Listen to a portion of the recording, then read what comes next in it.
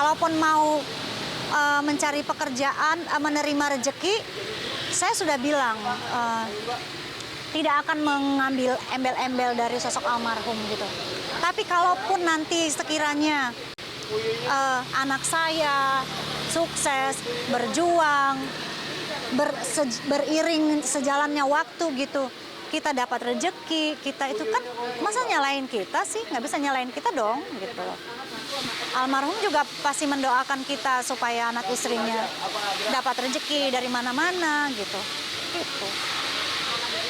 Kalau ngikutin netizen gitu, Mas, nggak ada habisnya. Kemarin juga karena kesel ya, maksudnya kayak Iya. Iya. Gimana itu, Mbak? Iya, jadi Mau ngajak ketemu gitu. saya mau ajak ketemu. Saya pengen ajak ketemu gitu. Soalnya kan dia nggak tahu tuh orang maunya apa gitu. Kan saya pun silakan pemirsa gitu, silakan netizen. Itu pun ratusan di antara ribuan komen, paling saya ambil satu gitu. Minimal memberikan pelajaran untuk si orang ini, misalnya ya siapa tahu ibu ini memang bermasalah misalnya di lingkungannya dia atau orang-orang yang sekitarnya. Biarkan alam yang menghukum lisannya gitu. Ya kalaupun nggak terkenal di Indonesia, minimal RT RW-nya tahu, oh si ini nih lu lagian begini, setidaknya mengingatkan itu. Mengingatkan gitu untuk mereka. Terus ada lagi yang bilang, ada tuh, udahlah Mbak jangan lebay, kita nggak boleh berlarut-larut, suami meninggal itu ikhlasin aja, berdoa aja di rumah yang banyak ini. Maaf ya bukan ngatur-ngatur. Terus ada lagi, lebay banget sih ini. Terus tahu-tahu Mas mereka ngabarin, itu ngabarinnya tuh 3 bulan. Ada yang Januari, ada yang akhir Desember, menghujat saya lewat DM. Tiba-tiba pada nge-DM, Mbak, suamiku kemarin baru meninggal. Mbak, doain ya. Ternyata Teteh, saya mengalami rasa sakitnya Teteh. Suami saya baru meninggal kemarin kecelakaan. Suami saya baru meninggal tanggal sekian. Ada itu DM-nya. Saya nggak mungkin juga bilang, syukurin loh, makanya itu kan nggak itu. Saya pun tidak merespon gitu. Tapi ya supaya itu menjadi pelajaran gitu. Kalau nggak suka ya udah diem aja, diem aja. Kalian menghujat dibayar nggak sih gitu, dapat uang. Ya kalau kalian dapat uang ya nggak apa-apa. Minimal udah menghujat orang tapi dapat uang. Kalau ini nggak dibayar, lu menghabiskan energi lu untuk membenci orang yang lo tidak pernah kenal, nggak pernah ketemu gitu. Banyak yang menghujat juga nge-DM balik ke saya. Ada tuh DM-DM-nya. Teteh maafin saya, ini saya tuh sebenarnya penggemarnya Kang Mus. Saya tuh ini semoga almarhum ditempatkan di surga apalah. Saya minta maaf gara-gara saya ini Teteh jadi dihujat, gara-gara pantikannya dari dia jadi rame gitu. Saya cuma baca. Oh. Ya udah kamu mikir aja sendiri. Kamu yang menghujat, kamu yang minta maaf, sayanya mah diam aja. Biarkan dia yang berpikir gitu. Banyak banget Mas. Banyak. Apa namanya berarti? Sebenarnya kan banyak menghujat itu berarti jadi sebagian mereka sayang. Pengen diperhatiin kali. Diperhatikan. Nggak ngerti juga saya. Ya buktinya itu yang nge-DM, yang ngatur-ngatur, udah jangan lebay, jangan ini. Nggak saya respon. Terus tiba-tiba laporan lagi suami saya meninggal. Terus ngapain harus ngasih tahu saya? Logikanya kan gitu Mas. Kalau nggak suka, ngapain udah dihujat, terus lo berduka gitu. Harus ngabarin saya gitu. Itu. Ya kadang, aduh, nggak ada habisnya. Saya balas gini. Ada lagi. Saya nggak peduli. Katanya bisa nggak kalau tuh begini. Bisa nggak begini. Saya mau tanya kontribusi kamu untuk kehidupan saya dan keluarga saya apa? Ya adalah katanya gitu. Kami kan netizen pencinta karya-karya suamimu, preman pensiun ini. Nah kan kami itu netizen, berarti kami berkontribusi dengan ini. Kan pusing Mas saya jawabnya. Aduh, bilang gitu. Ya Allah, nggak ada habisnya. Iya. Berarti apa namanya selama Ramadan dan Lebaran sempat dimimpikan ini? Selama Ramadan sama Lebaran sempat. sempat mimpi dia datang kayak pengen meluk gitu, entah nggak tahu dia datang dari mana. Kan kita kalau mimpi kan suka itu siapa, itu di mana, kan nggak bisa ditelaah gitu. Dia kayak datang kayak pengen meluk tapi nggak kesampaian gitu, pernah ada kayak ya tidak bisa menyentuh, tidak bisa berpelukan, tidak bisa berkomunikasi, tapi kayak ingin merangkul gitu tapi nggak nyampe gitu rasanya gitu. Kayak ada yang ingin dia sampaikan tapi tiba-tiba kita keburu kebangun gitu dari mimpi itu gitu. Mungkin kayak ini juga nggak sih, pengen nyampein bahwasanya dia almarhum sendiri bangga dengan apa namanya bangkitnya beliau sendiri. Saya nggak tahu, makanya saya bilang sama Kiyu, Bunda tuh setiap hari ke makam, Bunda nggak tahu Papi itu melihat atau enggak, apakah dia masih merasakan atau enggak gitu. Seperti kita di sini, nah di dunianya di alam barzah sana, apakah dia lihat kita datang atau apa gitu. Kita tidak ada manusia yang tahu, kan nggak tahu gitu. Tapi setidaknya mungkin Papi bangga. Saya ini aja Mas, Papi pasti bangga sama Bunda. Papi pasti lagi tersenyum di sana gitu. Ya seperti kita mendengar nasihat dari orang aja gitu. Ini bangga tuh Papi di sana, pasti dia senang, pasti dia tersenyum, dia melihat, dia ini, ya kita iyakan saja gitu. Tetapi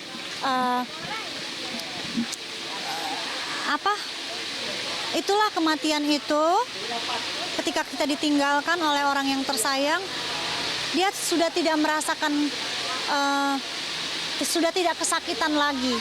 Tetapi saya yang masih hidup yang kesakitan karena ditinggal dia gitu. Jadi harus mencari solusi bagaimana supaya tidak sakit terus. Harus bagaimana? Ikutin aja. Seiring berjalannya waktu. Mau ke sini berangkat, mau ke sini berangkat gitu. Gitu sih.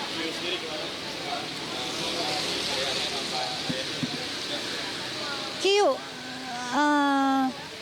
mungkin karena anak cowok ya, saya cuma nanya aja. Kalau dia lagi diem, nyamperin. Kangen Papi nggak? Kangen. Sayang Papi nggak? Iya. Udah. Ya udah yuk ke makam yuk, kita berangkat gitu. Dia kalau saya tanya, kamu kalau kangen sama Papi gimana?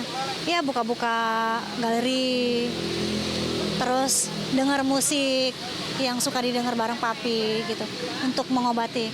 Atau kalau enggak, aku tarik napas panjang, terus dihembuskan. Dia begitu treatmentnya selain berdoa. Kan dulu kan bareng almarhum kan sering jalan-jalan juga tuh, mana-mana gitu. Ada yang selain itu juga nggak suka kan? Mungkin sama Mbak jalan-jalan kemana gitu, main-main, kayak buat foto gitu. Aku tuh punya rencana. Kemarin pas kan rame banget di sebelah kanan Mas. Mau di sini ya? Aku tuh kan rame banget kemarin. Terus tanpa disadari tuh rasanya capek gitu. Saya duduk di sini udah sepi. Pas saya duduk, kita tuh kayak berasa ada yang ngintip. Kan saya duduk sini, tapi ngadepnya ke sini. Nih begini nih. Kayak di kananku tuh kayak ada berasa yang ngintip. Noleset, ternyata yang poster itu. Mata aku terarah ke situ gitu. Aduh kangen gitu ya. Liburan yuk. Pi mau liburan gitu. Ya udah ke anak-anak, ayo kita liburan. Ya udah ya, nanti ulang tahun Jukut Goreng Samali kita berangkat semua ke Bali, bilang gitu. Ayo kita happy yuk, kita jalan-jalan. Biar Bapak seneng gitu. Udah anak-anak, ya ayo seneng pada semangat. Ya udah ayo semangat, warungnya rame biar kita liburan nanti ulang tahun Jukut Goreng Samali gitu. Udah rencana mungkin ya nanti insya Allah kalau dikasih rezeki, kalau sehat semuanya, kita memang mengagendakan untuk liburan gitu. Mengenang masing-masing anak-anak ini punya cerita sendiri-sendiri dengan almarhum gitu. Begitu. Umroh. Niat dia malah mau umrohin anak-anak waktu buka ini. Bun, nanti kalau warung kita rame, sukses, berangkatin semua umroh AA ini, nggak apa-apa kita berhayal aja dulu katanya gitu. Saya bilang ketika dia udah nggak ada, saya dalam hati semoga suatu saat nanti saya bisa mewujudkan cita-cita papi. Ya kita nggak pernah tahu rezeki akan datang dari mana, misalnya mewujudkan selain kita habis liburan misalnya tiba-tiba kita harus berangkat ke sana kan kita nggak tahu. Memang kita ingatkan banyak hujatan Ya. ya, maksudnya dengan dia pro kontra gitu. Tapi berarti apa sih yang bikin Mbak bisa jadi kuat? Jika semua orang bisa tahan dengan hujatan, tapi Mbak Iya. kayaknya terlihat sangat kuat untuk menahan itu semua. Iya. Rahasianya apa? Iya, yang membuat saya kuat pastinya anak saya, ini usaha saya dan diri saya gitu. Kalau misalnya kita baper diikutin semua ininya netizen, aduh kayaknya capek. Dan saya berpikir mereka tidak ada kontribusinya untuk kehidupan saya gitu. Saya berduka, saya yang merasakan, saya kelaparan, saya harus nyari sendiri. Artinya saya tidak menggantungkan hidup saya dengan mereka gitu. Jadi buat apa gitu? Kalau saya harus mengikutin semua perasaan ini, kecewa sama netizen, wah saya bisa ambruk gitu. Jadi ya buat saya sudah punya kebahagiaan, punya anak, punya tim yang luar biasa, mereka-mereka yang sangat mensupport saya di belakang. Kan saya perempuan sendiri di sini. Semua laki-laki. Alhamdulillah saya dilindungi semua. Walaupun mereka tim saya, tapi mereka menghormati. Jadi sosok kehilangan almarhum itu merasa tetap ada, tergantikan oleh saya gitu. Jadi ya karena melihat warung juga rame, itu sih. Saya tuh, aduh saya pengen sehat. Mau buka usaha lagi, siapa tahu kita bisa punya cabang lagi. Mau mikirin itu gitu. Kalau mikirin netizen ngapain? Mereka ada yang netizen yang mau datang ngasih saya uang sekarung. Ya udah sini nggak apa-apa kalau ada gitu. Nggak ada kan. Bisanya cuma menghujat aja gitu. Tapi Mbak, ada perasaan nggak sih kira-kira dikasih apa pas pelajaran aja mungkin ya Pak bilang tadi. Dulu tuh ada pengen gitu. Cuman saya mikir, aduh capek kayaknya. Saya udah capek di warung, setiap hari penutupan saya ngitung hasil gitu. Terus abis ini saya ngelaporin ini, saya harus ke kantor polisi, bikin BAP, bikin ini, harus diwawancara, harus begini. Otak saya harus mikir lagi, kayaknya buang energi, tidak menguntungkan buat saya, mereka juga tidak akan jerak, percuma gitu. Yang ada capek gitu, ya udah saya nggak mau iniin. Makanya almarhum itu tidak pernah mau ngerespon orang yang ngajak ribut. Ngapain bun? Dia yang untung katanya gitu. Jadi perbincangan, jadi terkenal se-RT dan se-RW gitu. Udah ngapain buang-buang energi gitu, nggak usah. Gitu sih. Mungkin ingat semua yang sudah lewat 122 harian Ya. tanpa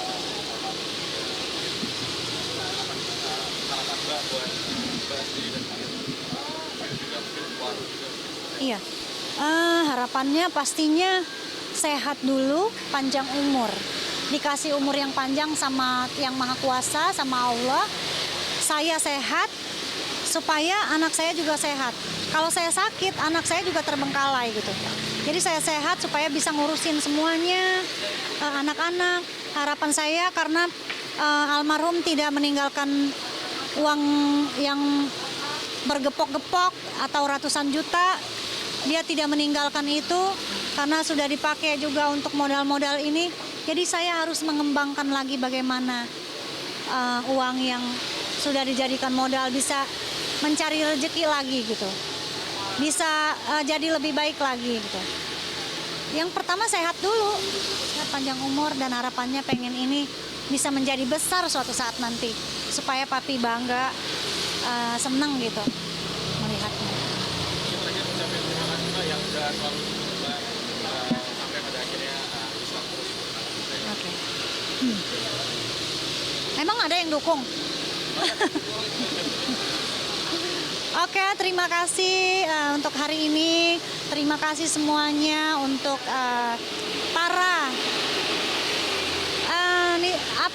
masyarakat yang mendoakan atau yang mensupport saya, yang mendoakan almarhum suami saya gitu. Terima kasih, semoga kebaikan kalian yang mungkin kita tidak saling mengenal, kita tidak pernah ketemu sebelumnya, tetapi doa kalian pastinya akan dibalas oleh Allah Subhanahu wa taala, dan doa yang sama untuk kalian yang memberikan doa-doa dan kebaikan itu kepada saya dan keluarga. Buat yang menghujat atau yang merasa terganggu dengan konten saya atau postingan kami, udah atuh banyak-banyak istighfar, mungkin banyak-banyak nonton ceramah atau kajian-kajian atau gambar-gambar yang memotivasi bagaimana menjadi manusia yang lebih baik lagi. Karena saya juga manusia yang belum sempurna, yang masih punya dosa lah ya, matanya, mulutnya, apa semuanya. Jadi mari, Lebaran masih terasa suasananya, kita saling memaafkan, minal aidin wal faizin, mohon maaf lahir dan batin. Terima kasih.